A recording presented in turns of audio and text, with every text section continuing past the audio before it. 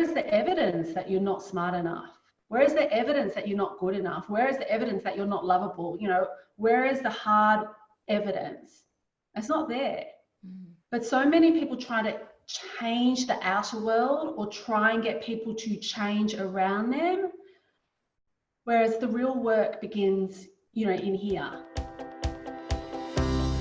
Welcome to the Kind Boss podcast, brought to you by Outsourcing Angel, an Australian-based social enterprise that specializes in helping business owners free up their time and reduce staffing costs while helping to create employment opportunities for people in developing countries. Visit outsourcingangel.com today. Now, let me welcome your host, Linh Podetti. Hello, kind listeners. I'm your host, Linh Podetti. Today, we'll be speaking to a kind boss, Mei Ouw, consultant, leadership and executive coach, facilitator and speaker. Mei is adept at neuro-linguistic programming and helps executives transform into inspirational leaders. She has delivered more than 6,000 hours of individual and group coaching and is accredited in Human Synergistics, LSI, DISC, MISKIT, and the Leadership Circle. Listen on as she shares how she helps leaders to improve their EQ and build great company culture.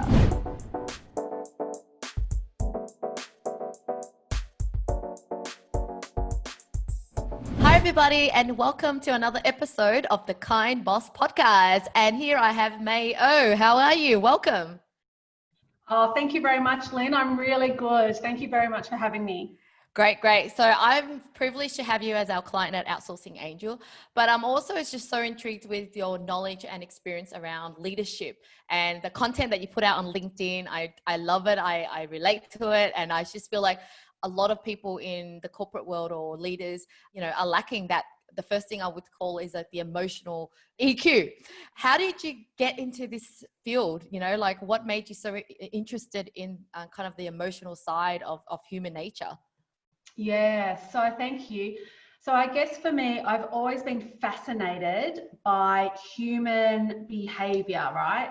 So, I studied psychology in university, and I was always one of those people that when you're sitting in a coffee shop, you're watching people going by and trying to understand how they're going to react, how are their personalities made up from, like what is it that makes this person tick? And I think I've just been really lucky that along the way, because I've been quite purpose-driven, I've been able to kind of navigate and fall into different roles that have allowed me to kind of delve into, facilitate and develop programs that have a really big emphasis on emotional intelligence. So what kind of clients do you normally work with? Yeah, so it's a whole range. So, with the public programs that I run, which is 7-day transformational program, a lot of them are senior leaders that come along. So it might be general manager, director level. If I'm doing executive coaching, people who are on the exec team, COO level, CEO, new general managers or executives. And then just kind of randomly, people who are maybe songwriters or voice coaches. I spoke to a voice coach this morning. So people who are kind of just really wanting to explore leveling up and discovering more of their purpose and potential. Okay. So yeah, most people don't wake up and go, oh, I'm missing EQ or I'm low in EQ. What is the kind of problem that they kind of realize that they have and then they come to you for? So that's a really good question, because I think, you've started out the conversation around this measure around EQ, right? So the difference between EQ and IQ. I have a lot of people who come to me in first instance who are high in IQ, but they're not getting cut through. Because at the end of the day, you could be the smartest person in the room, Lynn, like literally the smartest person in the room. But if you can't get people to take action or follow your lead, then really what's the point? What is the point of being the smartest person in the room? Right? So they come to me and go, okay, I've got all these great ideas. I've been given all of these initiatives, but people just won't go on the journey with me. What am I doing wrong? And what it generally boils down to is their way of being in the world is, I guess, a set of styles and patterns that don't necessarily connect with people, motivate people with their values, communicate in the way and the style that people respond to. So all of those kind of elements around EQ and I guess good leadership. Yeah. And so, I don't know too much about EQ. I know the term, but like, is it some sort of assessment that you can actually score yourself to a number? Like, I know, Albert Einstein has a high IQ of whatever that number is, but is EQ the same where you can measure a number? Yeah, absolutely. So there are quite a range of different EQ tests out there. The one that I'm accredited and trained in is called the Mesquite model, which is an abilities tested EQ test, right? So what I mean by that is that you can't kind of fudge the results, right? Because if you were given an EQ test that said, how emotionally intelligent are you? Not many human beings are going to say to them, oh, I'm not great with emotional intelligence. Generally, you'd score yourself higher, right? Yeah. But this one, you cannot fudge. It's an abilities tested one. It's like doing an IQ test for EQ. And the brilliance about it is it gives you a baseline score, and then a range of, working with a coach or doing a development program helps you kind of develop skills to increase that. Okay. So is it like, how long is a test? Is it like a 1 hour thing? Is it like a 5? What is it? Probably about a 30-minute test, I would say. Yeah. Yep. Yeah. But the way the goal. Yep. Yeah. Yeah, go there on. you go. No, go on. I was going to say is the goal is that it's really just providing you a baseline of where you're at and where your blind spots might be. And so that's why when you're working with someone around developing some flexibility in your skill set. So for example, a lot of people with high IQ are very task orientated. And sometimes what they might forget is to move and develop some flexibility around the empathy scale or understanding what other people need to motivate and drive them, right? So once they understand where they might be on that task people scale, then they can start to flex and move over to another orientation and develop some kind of skills and capabilities, beliefs and values around there as well. Yeah. In your experience, do you feel like people who are more introverted have more challenge with EQ than it is with extroverted, or how do you feel about that, or it doesn't make sense? So really great question. So I think what's really important is what is introvert, extrovert in terms of that continuum. And really it's about how do you recharge? Like when you're really exhausted, how do you recharge your batteries? So I'm actually an introvert, right? And so when I've been facilitating a couple of days on end, I need 2 full days of quiet time to recharge. Whereas an extrovert will actually want to recharge by being around people, having a party, going out and socializing. So an introvert and extrovert is not a good indicator of EQ, because really it's about how you recharge your batteries as opposed to how well you're able to recognize, use, understand and manage emotions. So the 4 kind of facets of EQ in the, I guess, emotional intelligence way of thinking that I use is, first of all, it's about being able to recognize your emotions and that of the other person, being able to use emotions. So this one's really critical, Lynn. So, one of my leaders said, oh my God, Mei, during COVID, we're so exhausted. I'm homeschooling children. My husband needs me and I'm trying to work at the same time. I just feel like I've got no bandwidth left, right? And her managing director's like, okay, we all need to get together and we've got to brainstorm our way out of this crisis. So this is an example of that particular managing director not really understanding the kind of mood or emotions he needs his people to be in order to brainstorm creative ideas, right? Because in order to get lots of ideas going, you need to be in a blue sky, happy, relaxed, excited mood. Like, you know what it's like, right? When you're really excited about something, you get ideas left and right, and Richard's probably trying to, keep track of them all, and it's exciting. When you're absolutely exhausted, stressed out to the max, having someone ask you to brainstorm and be creative is the last thing that you're able to do, right? So even leaders understanding where are my people right now, what emotions are they, and are they in the right emotional state for this task that I want them to perform. So, and of course, and then there's understanding and managing emotions as well. Okay, so that's a really great example. So what would you do in that position? Like, do you then give them a break? What would kind of some of the solution you would do instead of trying to get them to fix the problem or solve the problem? Yeah. So I think, during this time of kind of COVID is when you're understanding where people are at and how much bandwidth they've got left, right? Because if you think about your stress response, if your stress response is over inflated or you've got huge amounts of cortisol running through your body, it's really hard for you to engage, that executive frontal lobe creative thinking part of our brain. So I think in those cases, one is giving people some time to get ready for that brainstorming session. So announcing that this session is going to run tomorrow and you're expected to do a presentation is probably not the best thing when your staff have been up till midnight putting out communications about, what the latest restrictions mean. All right, so giving people time, taking the time to understand where your people are at, and even just spending some time to help listen to where they're at right now without trying to solve their problems, like just literally being present. Yeah.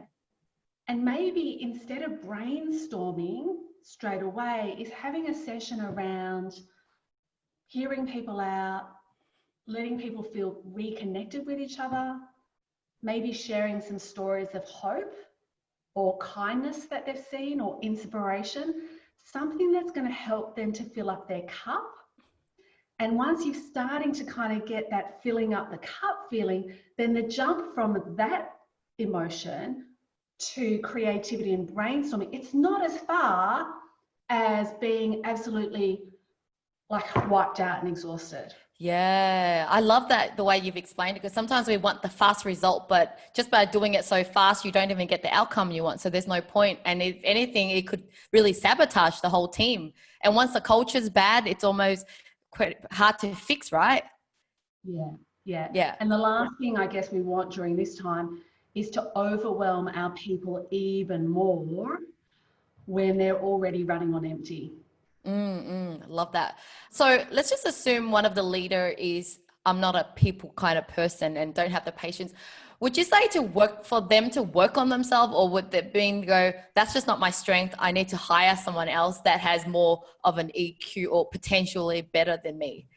Yeah, that's such a good question, because, with leaders, you often get responses like, but that's just me. I'm just not a people person. Right? And I guess the way that I look at transformation is I don't believe that there are people who are not people person per se, right? So let's say you've got this continuum, and here you've got task, and here you've got people, and then you've got everyone in, and then you've got all the bits in between. Now, let's say that you, Lynn, are at times really task orientated, because you want to launch a new product or a new website. So you might travel and be more part in here, right? But to say that you're not a people person wouldn't be true, because you have children, right? Yeah.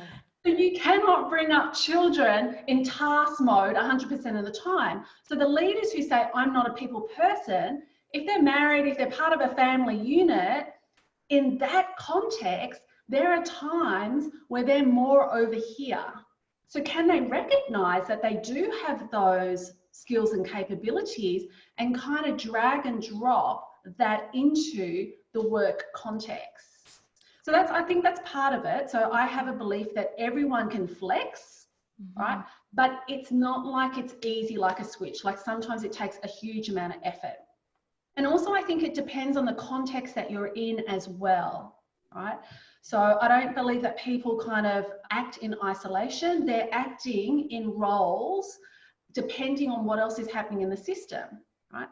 So let's say you're really lucky because you've got someone like Richard who can implement and manage the team. So you get to, I'm just making this up, right? This might not be true, but maybe part of your sweet spot is coming up with the ideas, right? And then having, trusted advisors to be able to implement those ideas. That doesn't necessarily mean that if Richard was off on leave, that you couldn't then shift style based on what the team needs. I know you can, right? Yeah. So, but it's learned. It might be over the years, I've learned that times it's big picture thinking, and other times I need to shift to implementation in detail. There are times when it's about getting the task done because we're working to a deadline, but then there's times to celebrate and give back and do our amazing causes that we're doing in the Philippines to help people. So it's that flex. Yeah, you've really nailed it. And I really do believe what you're saying, because back in the times, I really thought I was more of the project manager. I love that. And I do that well. And then now that I have more time to do, front end videos, I love that. And I kind of feel like someone else does a better job than me at that part. So sometimes we put ourselves in a box and think that we're only this or only that, but it's not really true. We have been able to adapt. So that's just amazing. And what I love about that analogy, right? So let's say there's a box and we only think that we're a particular way, right? So back then you thought you were really good at project management, but now you've started exploring what it's like to make these videos and be more creative, write posts, ebooks and things like that. So as you develop more flexibility within yourself, your sense or your box about what's possible for Lynn expands. And every time we grow into a new capability or take on a new belief or a new value, this box grows, and actually we're able to shine more as we realize how boundless we are. So I love the term about, actually we're limitless. The more we can flex into all these different ways of being, the more we're actually giving ourselves and others permission to shine and bring our gifts to the world. Like, imagine if you weren't doing these podcasts with all of your amazing energy, that is a gift we wouldn't have. Yeah. I love that you mentioned the word limitless, and it doesn't mean that you're quite a spiritual person. Yeah, so, sorry, as you said that, I felt quite emotional because, I've been talking about emotional intelligence, right? And so yesterday I recognized I had some emotions come up for myself. And I recognized that one of the things I needed to do yesterday was to fill my own cup and recognize, that I was having some emotions, that I was feeling a little bit empty, and what did I need to do to fill my cup? So for me, something I've rediscovered, and I was talking to Patrick about this, who's my amazing EA, right? Just setting that intention to be filled with grace, like to be filled with God's grace, is something that can shift, your emotions immediately. And, I'm not saying everyone has to believe in God or anything like that, but even walking and holding your face out into the sun, or connecting, heart to heart with someone important to you. These things are important to fill up our own cup. So thank you for asking that question. Well, thank you for answering it in the most authentic and genuine way. You just kind of, showed us how you're really feeling. Want to make a difference in others' lives? Join us in providing food, medical supplies, and daily living necessities to tribal communities living in extreme poverty in the Philippines. For as little as $50, you can feed a whole village and have peace of mind that 100% of your donations goes directly to those in need. Be a part of our OA Love projects and visit outsourcingangel.com. That leads me to the next question of kind of how can leaders feel comfortable to be authentic and just share that emotion like how you just did, and just be okay to just be raw or feel like crying or whatever it is. How will they be able to do that? Yeah. such a good question, you know. And so, Lynn, I'm all about the inner transformation in here, right? Because to say to you on a podcast that when I'm feeling down, you know, it's about bringing in God's grace is not, it's not a normal thing that I would be saying in a leadership post, right? But it's something that's important to me. And so the inner work that leaders need to do, because there's so many leaders, and, you know, myself included, we go through periods of feeling like an imposter, that we're not good enough, that we're not smart enough, that we've got to get things right all the time.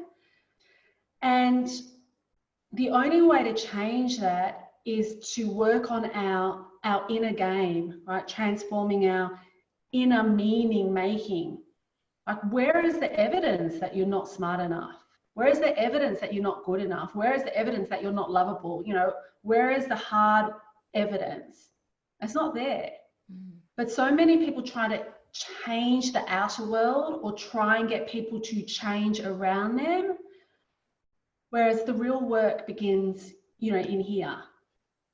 And as I put my hand to my heart here, a lot of the work that I do with leaders is about connecting the head and the heart. Yeah. We spend too much time up here and we forget we're humans. Yeah. And when you get to live from the place of the heart, it just feels right, feel fulfilled. It's just, I finally discovered it, you know, like it's been a 10 years of self-discovery, I would say. And then every time you discover, you still realize you still have more to discover, but it's definitely a really fun journey. And, you know, I love that. Thank you for using that word discover, because this kind of curiosity and expansion and journey about using the word discover. Yeah, that feels really joyful. Great. Well, before I go into my next few questions, I want to break it up with this segment called the high five. So I'm going to ask you 5 questions, choose this or that answer, and just elaborate so we get to know Mei a little bit. Okay. All right. Number 1, if you could choose to be in your 20s or your 30s again, which one would you choose? 30s. Totally, in my 30s. Elaborate. So in my 30s is when I started discovering my purpose, right?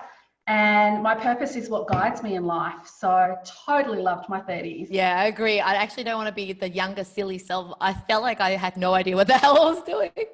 All right, number 2, strawberries or mangoes? Oh, mangoes with chili salt. The sour one, like the Asian style, or the sweet with salt? Well, sweet mango, but with a sprinkling of chili salt. No, I usually eat it with a sour, like the mango that is sour. We dip it with stuff. But when it's sweet, it's just sweet. Interesting. I haven't tried that. I might try that next time. All right. Number 3, knowledge or wisdom? Oh, wisdom. All right, because wisdom is knowledge in action. So knowledge by itself, right, where wisdom is the embodiment of that knowledge. Yeah, love total that. no-brainer. Love that. All right, number 4, Bill Gates or Oprah? I do have a soft spot for Oprah. I think it's because she's guided to live her life, making a difference. And she's just such a beautiful spiritual being. So there's that resonance from a basic level. That's kind of my idol for authenticity. She's so real. Like, I haven't met her, but from what I see, she's really real. Finally, do you prefer Mondays or Fridays? Oh, actually, I love Thursdays for some reason, but I think Mondays. I love the kind of energy of the start of a new week and what's possible. Yeah, so I'm going to say Monday. Love it. You can just tell you're that ambitious hustler, you know. Thank you so much. We got to know Mei there. Well, the next question I want to ask around on the business side is, what makes a great culture and what makes a bad culture? Like, you know, sometimes people might even be in denial that, our company's going well, but things aren't well, because you can just tell that the culture's not right. So this is a really interesting question. And I don't think there's a simple answer, but I'm just going to offer something up. Where I see people feeling really disengaged is when their personal values are not in alignment with the organization's values. Right? And so I think that, and I'm not talking about the written values that are on the nice poster. I'm talking about the values that are expressed, like the lived values of how we do things around here. And so I think there's this really important piece around aligning the organization's values to your values. So I know that many leaders who transition from one job to the next and they come to me for advice, the first thing I ask them is, in your role, is there a values alignment? And more often than not, when there's clashes, it's because there's a misalignment of values, right? So, you know, having a values, such a values-led organization, that people are more engaged, bring more of themselves, have more joy, and will give more discretionary effort when they're living their values.